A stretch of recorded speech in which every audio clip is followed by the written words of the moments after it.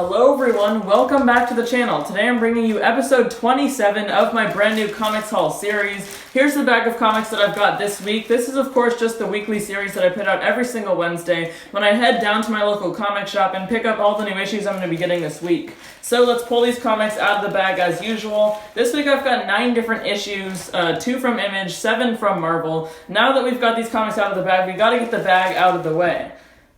Alright, now that that's over with, let's get right into this haul. So, a lot of you guys probably saw my last haul, which was the month-long July haul. After being away with my family on a road trip for an entire month, I got back and got like 38 issues. There's still a lot that I need to read, so just keep in mind, for some of these issues I haven't actually read like the issue before of these different series, so I might not know quite as much about these series as usual. But this week I'm going to start off with 3 different event comics that I've got going on from Marvel. Something really interesting that I've been really enjoying for these July comics that I just picked up so far is that Marvel has basically just been putting out lots of little mini events instead of going huge with these big like crossover events that they used to do. I guess somebody stepped up at Marvel and let the team know that these huge events like King in Black, like Empire, War of the Realms, with like 60 plus tie-in issues aren't what people want. They just want these littler events where it's all contained, every issue actually matters and contributes to the plot. And now for the biggest discussion yet, our event for 2021. Ooh, it's gonna be great. Yeah, we should do 500 tie-ins. You know guys, I was thinking, what if we just skipped the big event this year? Yeah, who made you the boss? It's just a suggestion, sir. I mean, do we really need all those tie-ins? Get this guy out of here! Hey, scram! Okay. First issue that I've got here this week is Extreme Carnage, Lasher, issue number 1, and this is part 4 of 8 of the Extreme Carnage mini event. Just before filming this video, I got the chance to read the first issue. Obviously, I'm not caught up, so I need to read issues 2, 3, and now 4. But this Extreme Carnage event has to do with a senator for the United States. After the King in Black invasion and so many other alien invasions for so many years in the Marvel Universe, people are getting tired of it. They want to feel like they can be safe. So this senator wants to protect people. It's the Alien Extermination Act. I forget the exact name that they coined for it. That first issue by Philip Kennedy Johnson and Manuel Garcia, I think it was absolutely fantastic. I can't recommend that first issue enough. I still have to read the other ones. Part 4 of 8, though, is focusing on Lasher, who's I think he's one of the Life Foundation symbiotes, and I've heard that these Extreme Carnage issues are just exploring most of the Life Foundation symbiotes and explaining their powers. So that's Extreme Carnage Lasher number 1. And the next comic that I've got here from Marvel is Infinite Destinies, Guardians of the Galaxy Annual, issue number 1. So this is part of the Infinite Destinies event, this 8-issue event with backup stories following Nick Fury in the back of each issue,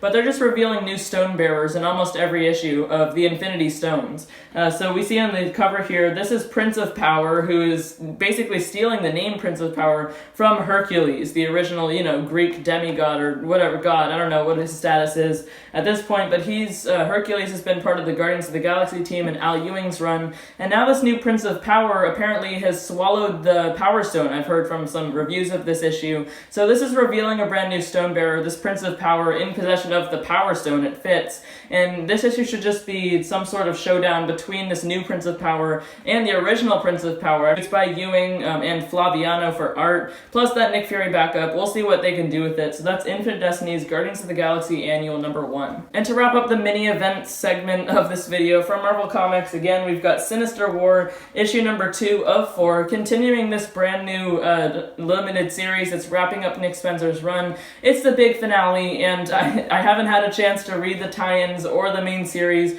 that we've gotten so far. I'll probably just have the chance soon to sit down and read everything Sinister War that's come out, but from what I've heard, it's been pretty good. But it's just all-out action, as you can see on that cover, with Dr. Octopus returning and Kindred behind it all, the main villain behind all of Nick Spencer's run on the Amazing Spider-Man series so far, and Peter Parker in the middle of it all. So yeah, great art by Mark Bagley on this series. I think he's doing all 4 issues. There also looks like there's some guest artists on this particular issue. Not just 2 creators can do all of these issues, but that's Sinister War issue number 2. And next up, I've got a brand new mini-series from Marvel Comics, and it's one that a lot of people have been waiting on for a while now. Deadpool, Black, White, and Blood, issue number 1. The reason that I've been waiting on this one is because Deadpool hasn't had any comics just about him for many, many months now, ever since Kelly Thompson's run on the Deadpool series ended with I think just issue 10. It was a very short run. They ended it off with the King in Black tie-in, and the Black, White, and Blood series continuing with Marvel. Of course, course, black, white, and blood just means it's all of these stories from the characters past, present, or future, and the rule is that it's in black and white fully, all the stories are, except for red, and they can use red mostly for blood, as the title would suggest,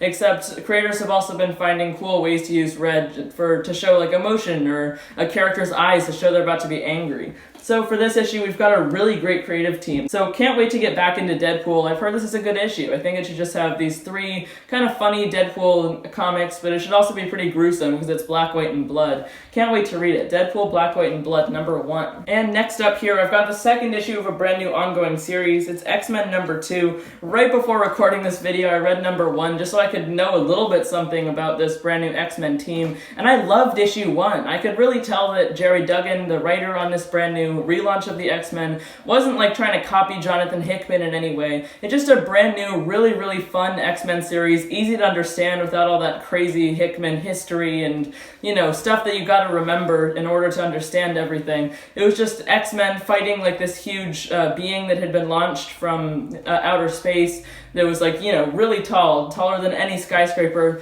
They ended up using all of their powers together to create like some sort of mech to take it down. So I can't wait to see how this series progresses. Just a really good, fun action comic, just how X-Men used to be before Krakoa happened, because the X-Men have taken up residence in New York City. They've built this treehouse. I can't wait to see where this series goes, but I really loved that first issue. So that's X-Men #2. And now next up from Marvel, I've got the Immortal Hulk #49, the penultimate issue of this ongoing series, ending with issue #50. That's a lot issues more than a lot of these Marvel series will go. It's just great to see a series last for so many issues before ending. But Immortal Hulk, one of my favorite comics of recent years. A lot of people have been loving it, and I've heard that this issue is a little different than usual. I've looked inside also. They've done a different panel layout in which it just shows like sort of a recap, I think, of most of the Immortal Hulk runs so far. Except what's different is that on the side, I think, of every single page, there's just text. Instead of speech bubbles, there's like this prose on the side. I think it's narrated by Jackie,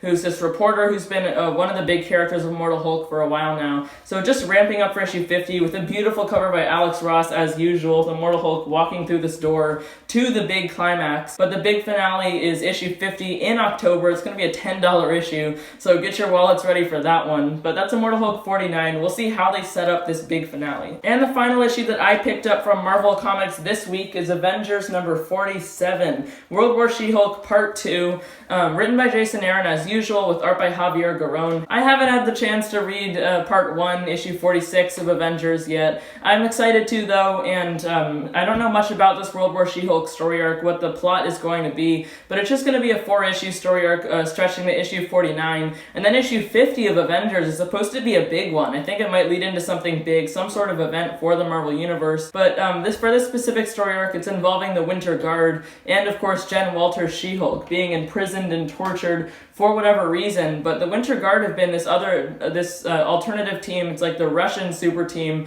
kind of mirroring the Avengers, right? They've got all these kind of knockoff Avengers. For whatever reason, they've kidnapped She-Hulk. They're trying to get information out of her. So that's Avengers issue #47. And then to wrap up today's haul, I've got 2 different issues from Image Comics. The first one here is Geiger issue #5. So a pretty decent series in my opinion. I think I haven't been liking it quite as much as some people have. But it's just about this man Geiger, who's a glowing man. Many decades ago, when nuclear war had first started and all these nuclear bombs had been dropping, he was trying to protect his family, and he put them in this vault to survive. Since then, he's been protecting them outside of the vault, and of course he got powers from the nuclear waste. Somehow he's imbued these powers, so he's able to breathe outside while everyone else has to wear these big suits. So, I don't know, pretty interesting series so far. I like it okay. I think it's only going to be 6 issues unless they expand it to ongoing. So that's Geiger issue #5. And for the final issue of my haul today, I've got Skybound X #5 to wrap up this little weekly mini-series. I haven't read any of it yet, so now I can read all 5 issues back to back and read that Rick Grimes 2000 story, you know, all back to back. It should make for a better way of reading it, because I've heard some people saying that continued story through each 5 issues is, the stories were way too short in each issue. If you don't know what I'm talking about, Skybound is celebrating its 10th anniversary. Skybound, of course, just being this Image Comics company that's been publishing comics under Image for 10 years now. They've published comics like Invincible, The Walking Dead, a whole bunch of other stuff. So in each issue you get 4 different 8-page stories. I think it varies a little bit, some of the pages,